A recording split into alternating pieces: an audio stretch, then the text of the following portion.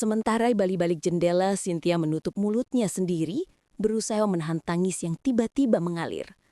Anaknya benar-benar mulai bicara. Sore itu, Cynthia akhirnya turun ke taman.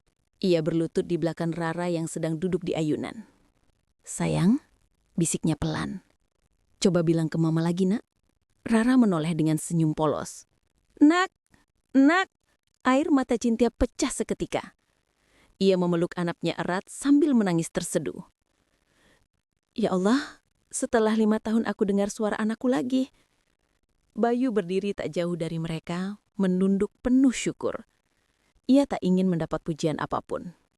Tapi Cynthia menatapnya lama. Kali ini bukan dengan kesombongan, melainkan rasa malu yang begitu dalam. Malamnya, Cynthia menatap cermin besar di kamarnya. Wajah cantik yang dulu ia banggakan kini tampak lesu, seolah kehilangan cahaya keangkuhan. "Kenapa aku begitu kejam padanya?" gumamnya lirih. "Dia menolong anakku tanpa pamrih, sementara aku menghina harga dirinya." Ia terima ucapan lamanya. "Kamu cuma pemuda desa, mana mungkin bisa menyembuhkan anak saya." Kini kalimat itu menggema di kepalanya seperti cambuk yang menyakitkan.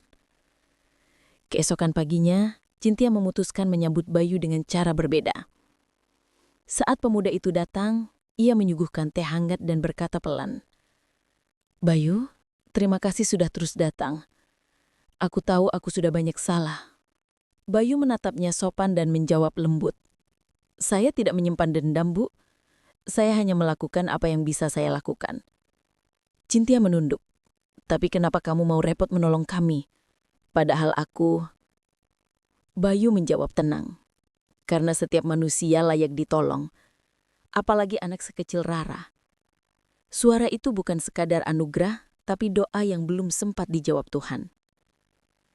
Cynthia terdiam. Kata-kata itu menembus dadanya. Untuk pertama kali ia merasa kecil, lebih kecil dari pemuda desa yang dulu ia hina. Hari demi hari berlalu. Rara mulai bisa mengucap beberapa kata. Bunga, air, dan yang paling membuat Cynthia menangis, suatu sore anak itu berkata dengan jelas, "Mama, sayang." Cynthia langsung berlutut di taman, menangis sejadi-jadinya sambil memeluk Rara erat. Bayu menatap dari jauh, matanya berkaca. Ia tahu tugasnya hampir selesai. Tapi dalam hati ada perasaan aneh. Bukan cinta, bukan kagum, melainkan iba pada seorang wanita yang akhirnya belajar makna kerendahan hati. Namun Cynthia justru mulai diliputi ketakutan baru. Takut kehilangan Bayu, takut pemuda itu pergi sebelum ia sempat meminta maaf dengan sepenuh hati. 2 bulan berlalu sejak tantangan itu dimulai. Hari itu, langit tampak cerah. Taman hati begitu indah.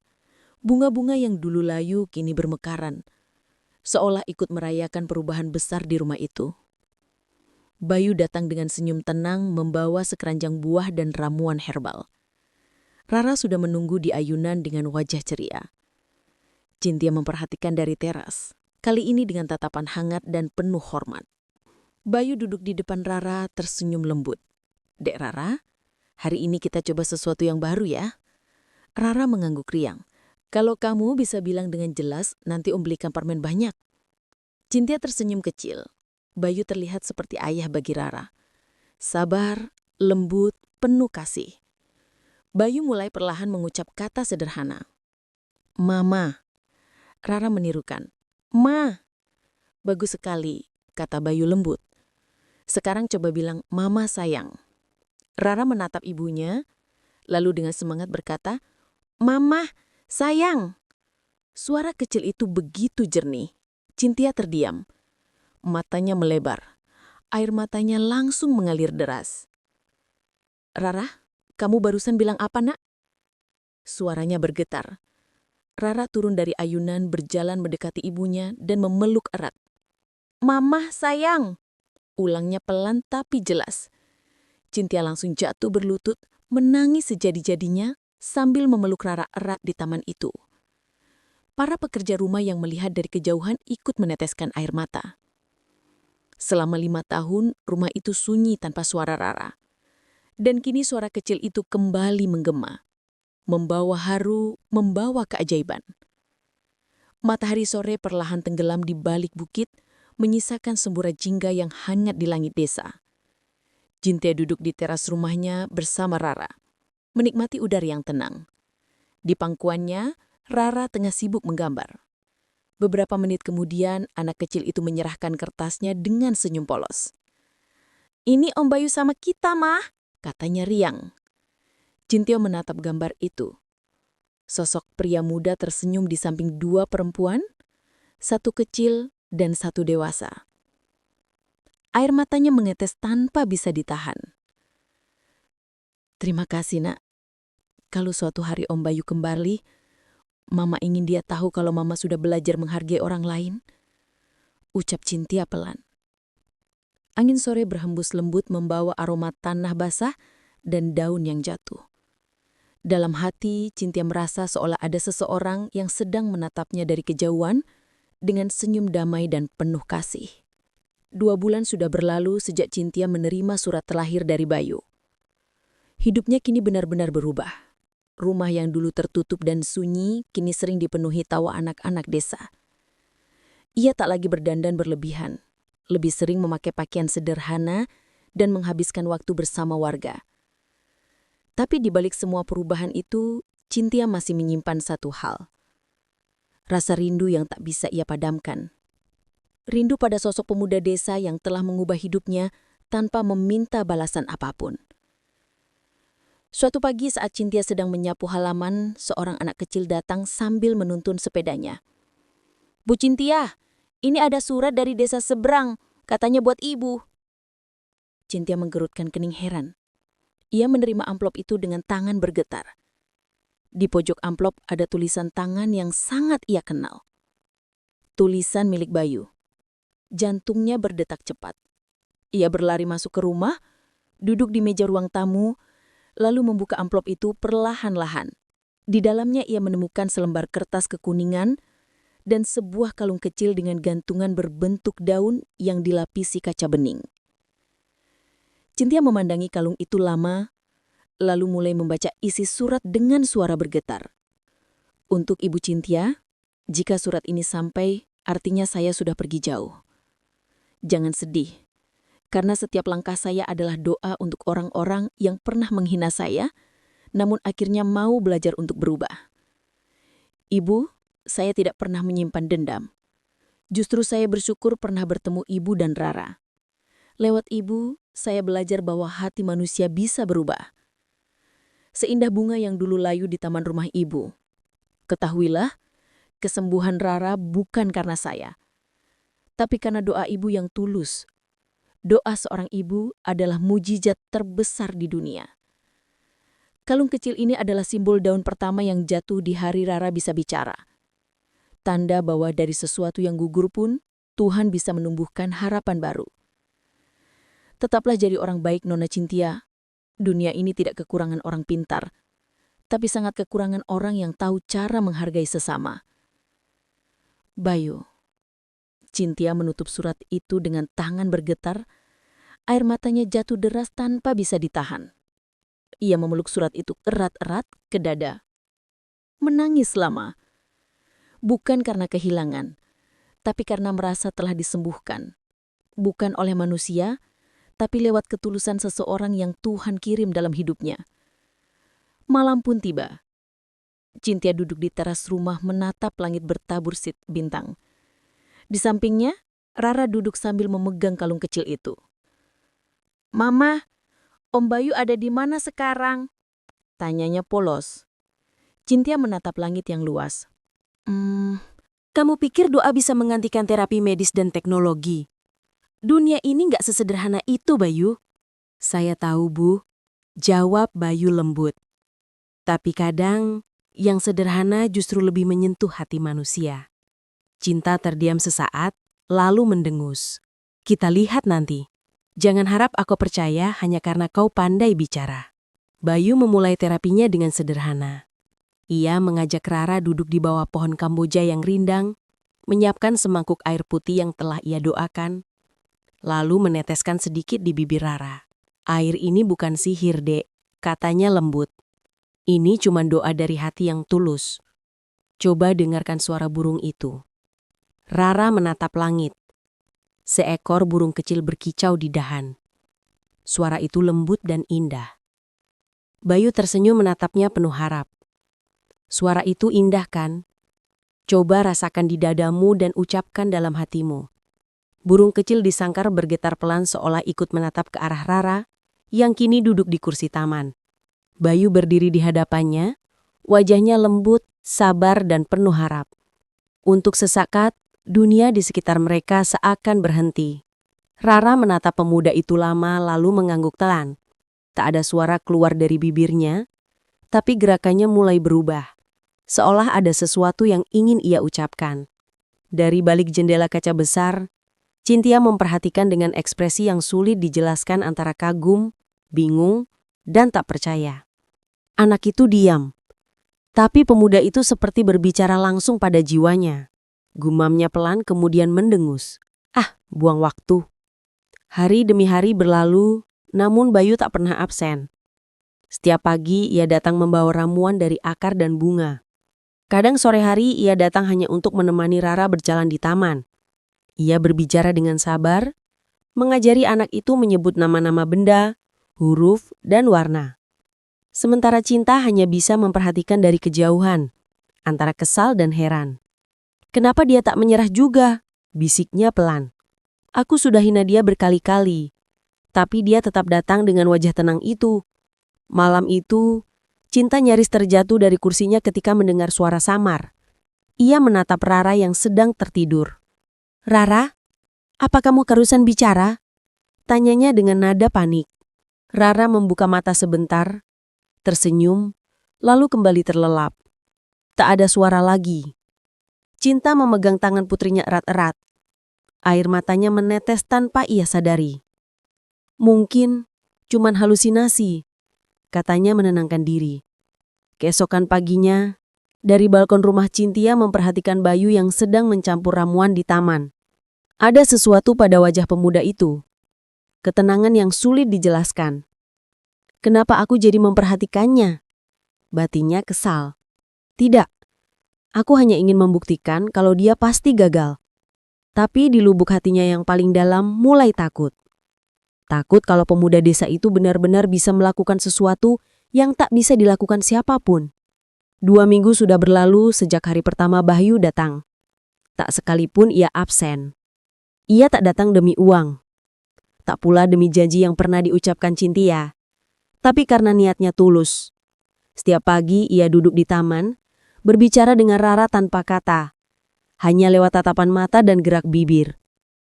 Ia mengajarinya merasakan getaran suara, menggerakkan lidah dan mengucapkan pelan. Coba lihat bibir Om. Ya, ucapkan Ma. Rara menatapnya dalam-dalam, lalu mencoba. Udara seakan berhenti sesaat. Bibir kecil itu bergerak, tapi belum ada suara. Bayu tetap sabar menuntun dengan lembut seperti seorang ayah yang mengajari anaknya berbicara untuk pertama kali. Dari balik jendela Cynthia menyaksikan semuanya. Ia melihat perubahan kecil pada Rara. Dari takut menjadi percaya. Tapi bukannya bahagia, hati Cinta justru marah. Kenapa anakku lebih dekat dengan pemuda kampung itu? Desisnya sambil menutup tirai dengan keras. Dia cuma tukang kebun. Apa yang bisa dia lakukan yang tak bisa dokter lakukan? Malamnya, Cynthia duduk di sisi ranjang Rara. Tidur dengan senyum damai di wajahnya. Cinta menggenggam tangan kecil itu, berbisik pelan. Kenapa kamu makin sering tersenyum, Nak? Apa benar karena pemuda itu? Air matanya jatuh tapi segera ia hapus. Gengsinya menolak mengakui bahwa rasa hormat mulai tumbuh untuk pemuda yang dulu ia hina habis-habisan. Dan hari itu akhirnya datang.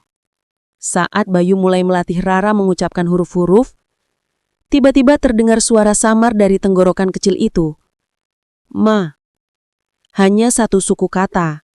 Sangat pelan, tapi cukup untuk membuat dunia berhenti berputar sesaat. Bayu tertegun lalu menatap Rara dengan mata berkaca. Iya, Dek. Bagus sekali. Sekali lagi, ayo.